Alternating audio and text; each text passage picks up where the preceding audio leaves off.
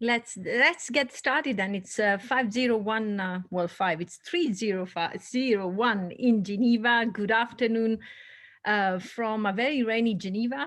My name is Susanna Zamataro. I'm the Director General of the International Road Federation, talking to you from rainy Geneva, unfortunately, today.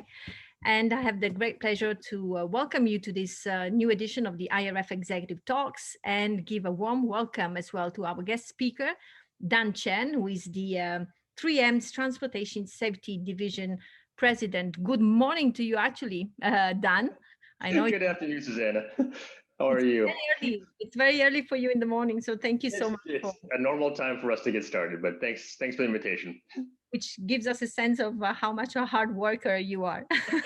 This we get paid for. So Thank you so much. So welcome to all of you watching us from literally all over the world. We did have a lot of registrations, and I was taking a quick look at who was going to watch us today. So thank you so much for that. Good evening to some of you, because I know that there's some watching us also from Australia. This is a series of 30 minutes talk that we host as IRF with top executives to give you some hints into the innovation and other core issues that relate to the roads and mobility sector. And I'm very pleased to welcome today Dan Chen. A couple of us housekeeping rules to the participants. You are all muted by default. You can use the chat function if you want to share some comments or some informations. But if you want to put forward questions to Dan, please use the question and answer function that you should see on the Zoom navigation bar. Uh, we will be having a chat of roughly 20 minutes with Dan, and then we'll reserve at the end 10 minutes for answering some of your questions. So do not hesitate, use the question and answer function. I need to tell you as well that this meeting has been recorded, and so we'll be making the recordings available to you as well, after all, on the IRF website. I know that we always get a lot of requests on that. Now, let me start by, I'll try to make justice to your outstanding CV, Dan, by saying few words about Dan Chen. As I just mentioned, is the president of 3M's Transportation Safety Division, and 3M is a Fortune 500 diverse manufacturing company that applies science in collaborative ways to improve lives daily. As a senior leader, Dan drives global growth for 3M in the road safety and infrastructure industry. I know he's very passionate about road safety. I know that personally, and he will tell us more about this. And of course, his passion as well about Vision Zero initiatives to reduce that horrible figure of 1.3 million roadway fatalities happening every year. So it's frequently engaging with transportation authorities, mobility companies, and development banks around the world on topics including strategies for safer roads and trends that impact the future transportation, including connected and autonomous vehicle, urbanization, and micro mobility. His professional experience includes research and product development, marketing and business development, strategy and management. And an interesting fact that caught my attention, Dan, on your CV, on a short bio, Dan is a co-inventor of 11 filed or issued patents for 3M, including the largest unit volume disposable respirator design on the market globally today.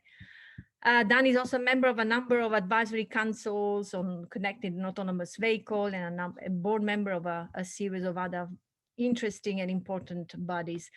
Dan, apologies if I'm not making justice at all to your outstanding CV, but I invite all the participants to have a look at your bio on our website, www.irfnet.ch. Now let's get started, Dan, because the minutes fly normally in I this. can imagine you exactly do. And so, starting from your passion for road safety, you know as well, like many of us in the industry, of course, that a new decade of action for road safety has just kicked off, and so I'd like to ask you, what does that mean for a company like 3M and the Transportation Safety Division that you run, Dan? Yeah, thanks, Susanna. Appreciate the kind introduction as well, and for all the work you do at IRF, and been a great partner for us at 3M. So, I think the decade of action is really interesting one for us. As you know, we've been working in the area of road safety for close to 70 years at 3M. We started with, signing and pavement marking, things like that. What we do is really focus on making the roadway more visible to road users, and then road users more visible to each other, and through, high performance optics and things like that. We've been working this for a while, but I think the great thing about the decade of action is really this kind of call to all of us that we have more work to do. And it's an opportunity for us to develop more partnerships, to work in closer collaboration with other companies, other NGOs, agencies, and so forth, to really accomplish our goal together of reducing road safety deaths. Thank you, Dan. And I actually want to stay on this specific point on road safety and the private sector, because 3M does outstanding work in that respect. And it's also this relationship and the contribution that the private sector can give to road safety has been actually central to the Stockholm Ministerial Declaration that was hosted in February 2020. It has been recognized as well in the latest UN road safety resolution. There's a current draft of the plan for the decade of action that also makes reference to the important contribution that the private sector can make to road safety. So my question to you is, how would you spell out that contribution actually? Yeah, it's a really good question. I get this a lot when we're at conferences and talking with other stakeholders. I think it's really interesting to understand first what is important to the private sector or private sector companies like ours. So when I think about who my stakeholders are, right, we certainly have customers who we interact with daily. We have shareholders who are investing in our company and looking for returns on investment. And we have our own employees who we really need to keep engaged, who want to be motivated and performing at their very best. So anything we do in relation to whether it be a new business we start or initiative we have, or our goal in particular for our division on road safety, is really has to be oriented towards those three sets of stakeholders. And we oftentimes think about private sectors, okay, well, there's corporate social responsibility and contributions we can make. And that's certainly an important part of what we do. It's an important part of an expectation from our shareholders. It's energizing to our employees and so forth, and our customers like to see this too. But it's in a certain way limited to a certain amount that we can contribute and so forth in that kind of a mode. So when we think about what can private sector do, we have to really think about what private sector does well and what private sector is really motivated to do by those shareholders. So, and I think some of these things came out of the ministerial meeting as well, but I'll point out three things that I think are really important.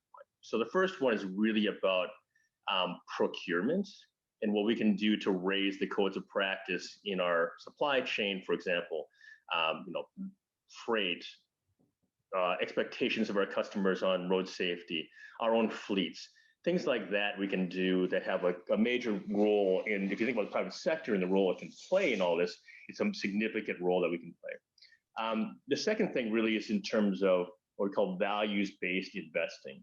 So you're seeing a lot of activity right now in terms of whether it be pension funds or hedge funds or private equity.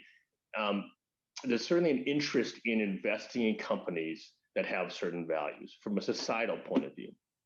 For example, whether it be sustainability, environmental sustainability, or human rights, these are all things that are starting to become more important for the private sector, certainly in the shareholder area. So, and the third thing which I think is interesting is private sector is really good at developing business models, and business models that change human behavior, change markets, create different opportunities for solutions, whether it be technology solutions or behavioral solutions. And it's interesting to think about if we can unleash the private sector to do things like that, which they're really good at, and that's what they have developed and how they create value, is these business models. And I think that's something that we maybe need to think more deeply about, is what role the private sector can play in developing sustainable, scalable business models for road safety. Absolutely, and I agree with that. This has been an issue on which IRF has been insisting quite a bit. We feel that the the potential contribution that the private sector can give to the road safety issue is actually largely untapped today, and we need Yeah. companies like 3M and others, because we do have some outstanding examples in our sector to lead the way and lead by the example actually.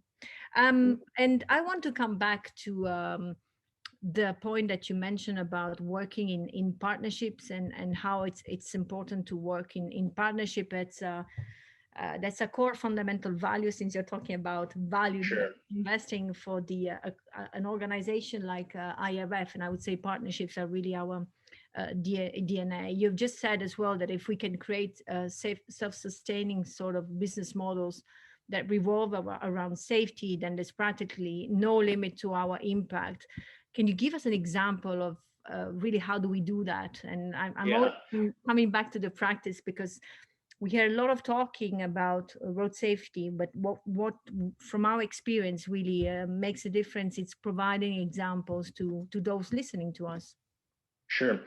I'll start with maybe example of how the private sector, the power of the private sector, and then I'll kind of go to um, the road safety challenge that we all face, and maybe some ideas about what potential things we can do together to create an ecosystem that creates more scalable safety solutions for road safety.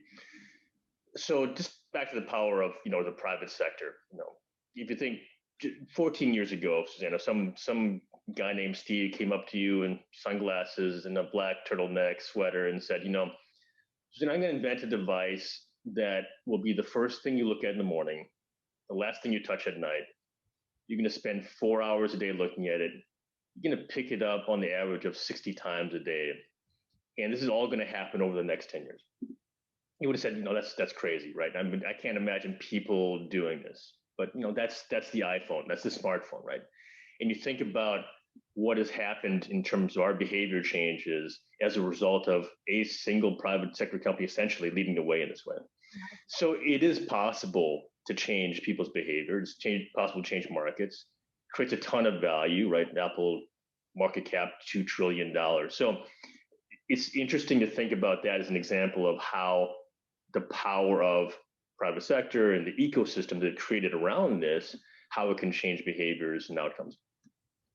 If I think about road safety, part of the issue we have in road safety is there's kind of this disconnection or dislocation of benefit and cost. That is to say that I think the average person oftentimes doesn't wake up thinking about road safety, doesn't think about, okay, this could happen to me. If it was actually really relocated to the cost benefit of what they experienced, there would probably be some investment and change in how they personally would want to invest and engage in behaviors.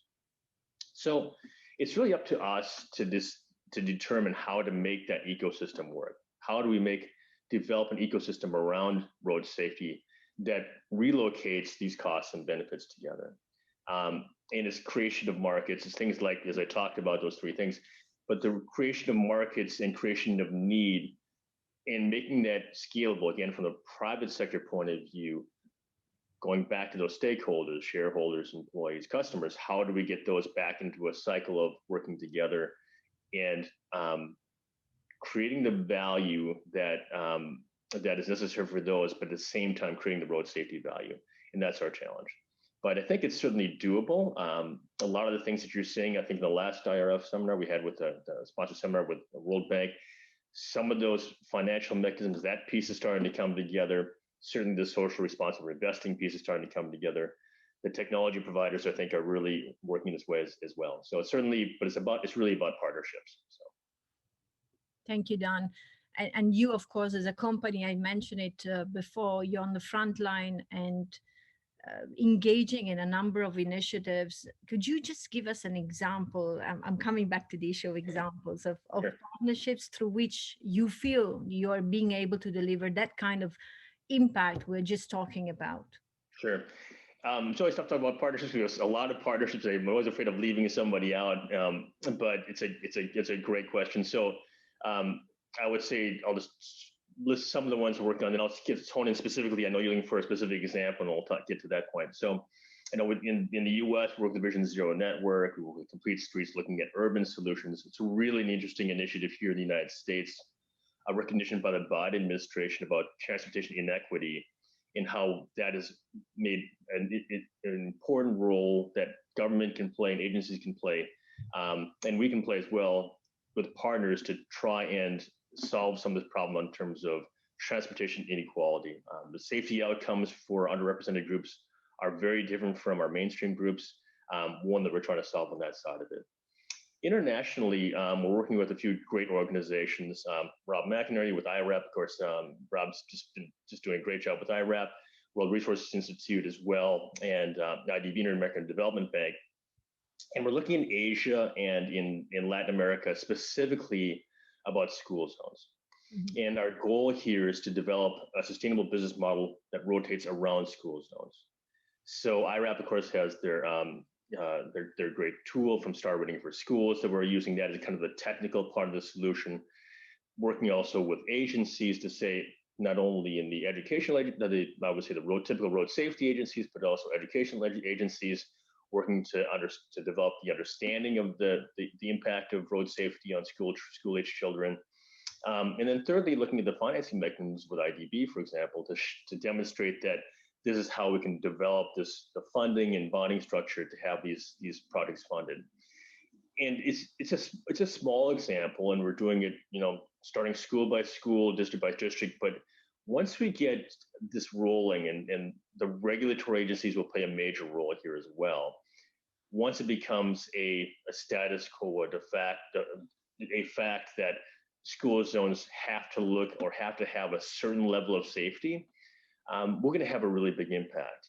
But it has to be done in a way that's sustainable. That is to say, that raises the bar for everybody.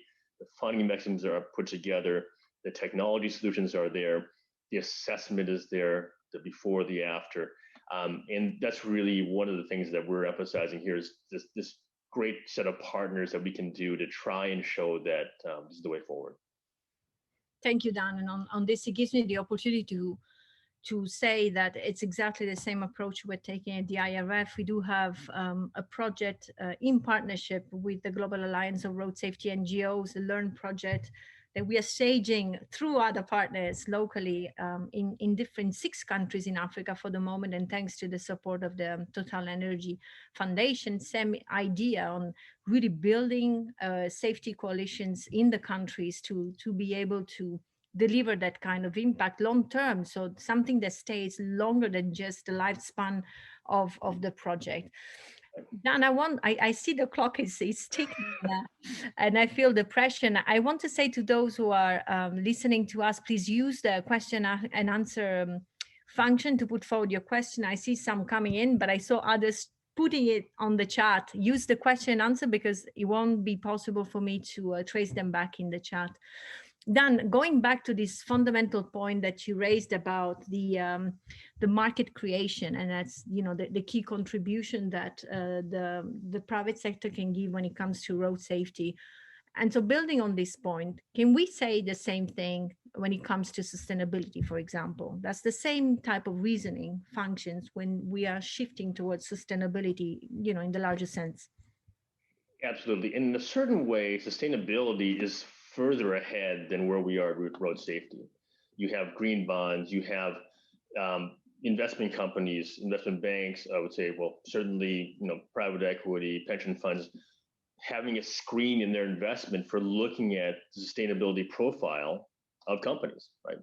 You have companies like ours who are making declarations in terms of being carbon neutral by a certain date. So there's it's one way is to talk about pressure, but there's an expectation that private sector is going to have this as part of their mode of operation. So I really see the parallels between sustainability and what we're thinking about for road safety. It has the same benefit in terms of what we're trying to do for people, for society. Mm-hmm. And some great examples we can learn in terms of green bonds and all these things that are mechanisms that are out there today for sustainability, which is, I think, certainly an example for us. And they are tied together. They really are tied together. From a private sector point of view, when we talk about ESG, environmental, societal, and governance, it's really those things come together as what can we do as a company besides just make a be profit making enterprise. Absolutely. And we do have a couple of key appointments in the agenda coming up in autumn. The first one is the UN Sustainable Transport Conference in 14, 16 October from the top of my head, followed by the UN COP26 negotiations. So in that respect, I want to ask you as well, and come to this point of decarbonizing transport, which is quite fundamental for that agenda and that those discussions. Decarbonizing transport, of course, will be fundamental to ensure sustainable mobility and so sustainable development, as you were talking. How this imperative translate within a company like 3M, and how does that impact the way you do business, for example, and handle also operations? Yeah, it's a really excellent question. It gets back to one of the first points I made about what can we do as a company just within our own four walls in terms of making policies that are consistent and help that sustainable goals that are being developed overall by the UN. For example, do we say all our fleets have to be full electric, for example? Can we increase our renewable profile, for example? So within our company, we've made the goal of being carbon neutral by 2050. We'll try to push that ahead as we are able to increase our share of renewable energy sources. So these are all things that are choices, and the choices are not as hard as they used to be.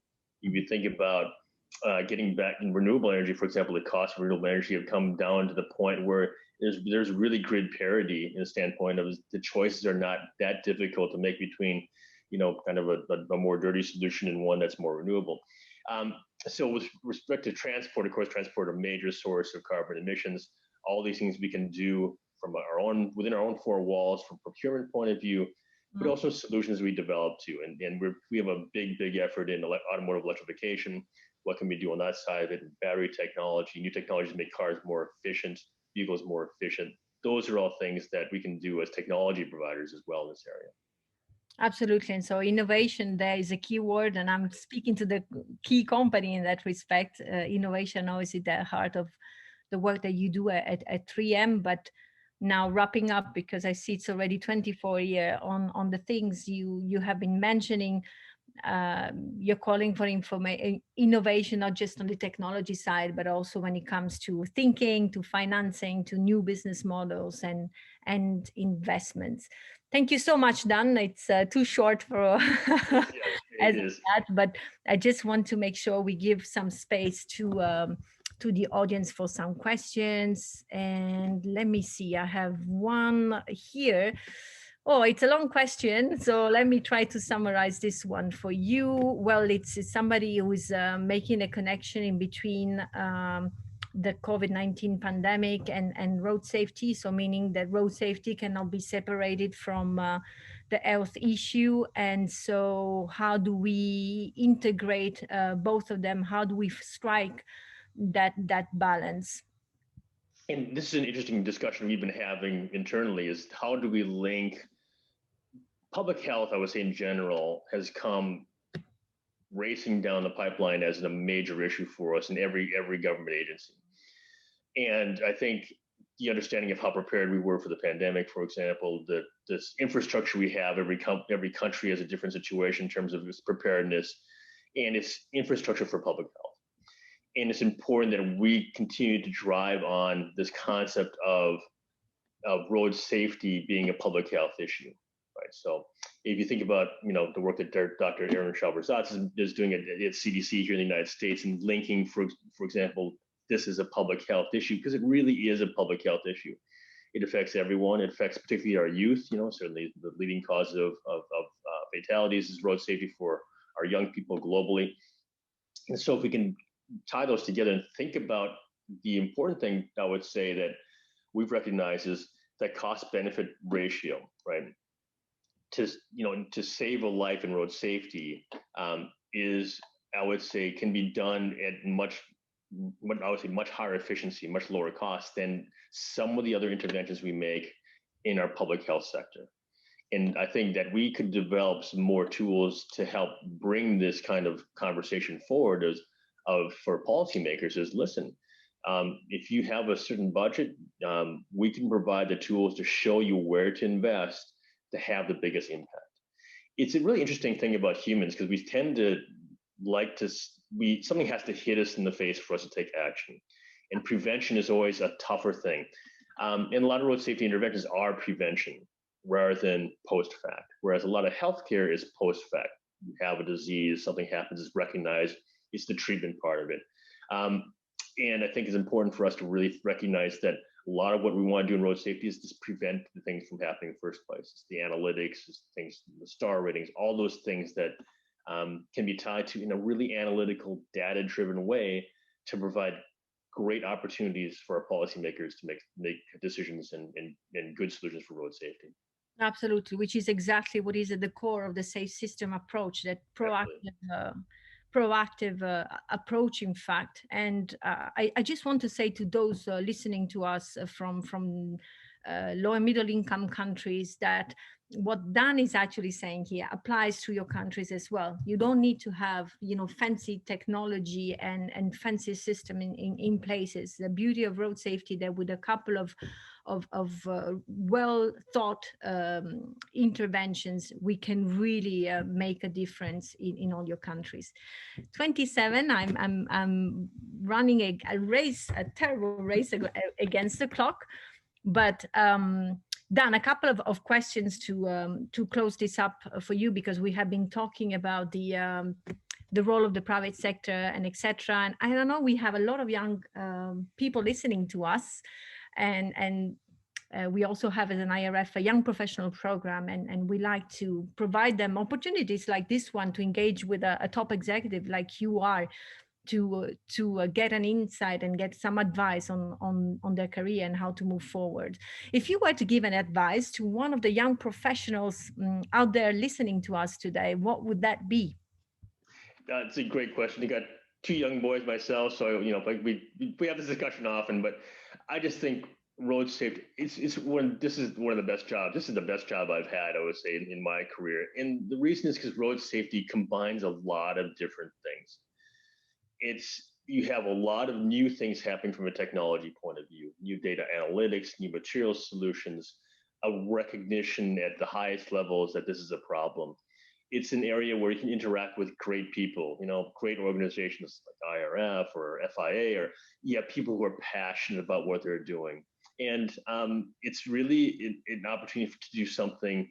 We always, I talk to my boys about, what are the big problems we're trying to solve as a global organization, or what are the big problems to solve for the globe, right? Climate change being one of them, certainly public health being the other one. Road safety is on the top 5 list. The big problems that we're trying to solve that haven't been solved yet. And so the opportunities for a young professional to bring creativity, to bring a data-driven approach, to be passionate about things, to have a policy impact.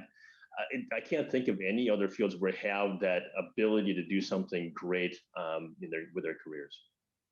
Thank you, Dan. And now I'm making it more complicated and more difficult for you. Now, gender diversity has been, and it's high on the agenda, and I would say finally in our sector, which is typically male dominated. And so if you were now to give a specifically an advice to a woman professional on how to thrive in her career and to reach a position like you are today, because that's the famous glass ceiling, what would that be? It's a great conversation. We've been having a conversation a lot internally within our own organization. I've been putting together small panels where we talk about issues like this, diversity, both from a gender and from a ethnicity point of view. And the data is really interesting because one thing we see is when we put a job opening out there, white men in particular, tend to apply right away. And the applications from underrepresented groups or from women come later. And we reflect on this, and part of it is this feeling that maybe I'm not qualified, or questioning, am I really the right fit for this job? I have to have all these boxes checked. And the answer for me is no, you are qualified, right? Go for it, right? And it's oftentimes this questioning of ourselves, and the ability is there. I mentor a lot of women in our organization, in the company, both from like I've done this for many years. And oftentimes if you look at what they've accomplished, the record is there. So, and also I just think in road safety, because you have this policy aspect of it, you have this data part of it, you have the technical aspect of it, it's really well suited to a very well-rounded person. And so I think we do have a lot of work to do as an industry. It's oftentimes associated with being kind of like a very, old-fashioned, type of network-oriented type of business for us in the private sector side of it. But it is changing. I guarantee it's changing. The technologies that are out there, the opportunities to change things. And again, like I talked about, diversity experiences that can be brought, whether it be marketing, communications, policy, the technical aspect of it as well. All those bring a diversity of opportunities to everybody, but you just got to go and get it. That's my advice. Just go and get it. That's the final quote that I want to close with you. Actually, I want to ask you to really close this. What is your favorite quote? I like to ask it to all our guests. Yeah, that's a good one. I mean, one that I think that speaks to me is, in your heart you know what to do. The hard part is going and doing it. That's from Omar Schwarzkopf, is a famous general in the U.S. military. I usually don't use military people for quotation, but it's really, I think that quotation itself speaks to what's true for a lot of us in this industry. We know what to do, right? And it's up to us to just go out and do it. To go and get it. Thank you so much, Dan, for this fast conversation. I wish we had more time, but actually I'm going to extend to you and to all of those who are listening to us today an invitation to join us for the IRF annual conference that will be hosted on 20 and 21st of October. It will be a digital conference. We'll be looking into innovation and charting pathways to sustainable mobility. So it's free for everybody. You can find some information on our website, irfnet.ch, and you can register quickly as well, because we have a limited number of places. Thank you so much, Dan, to all of you. Thank you for joining us today. Stay tuned. There will be another IRF Executive Talk coming up in September, as soon as we are back from the summer holidays, at least in this side of the world. And you will be getting a notification when the recordings will be available on our website. That's all for this afternoon. And so thank you so much, Dan. Thanks to all of you. Stay tuned and stay safe. Bye, Dan. Bye-bye. Thank you. Bye-bye.